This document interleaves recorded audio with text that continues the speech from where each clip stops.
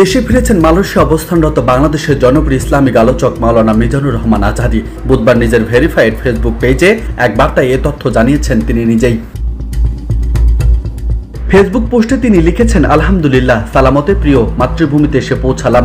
পরম করুণাময় এই প্রত্যাবর্তনকে বরকতময় করুন, দুয়ার নিবেদন।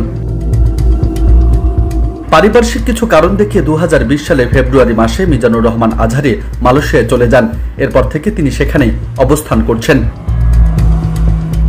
নিজের ভেরিফাইড ফেসবুক পেজেও ওই ভিডিও বার্তায় তিনি বলেন, অনেকে আমাকে মেসেজ করে ও ব্যক্তিগতভাবে ফোন করে জানতে চেয়েছেন আমি কবে দেশে ফিরব।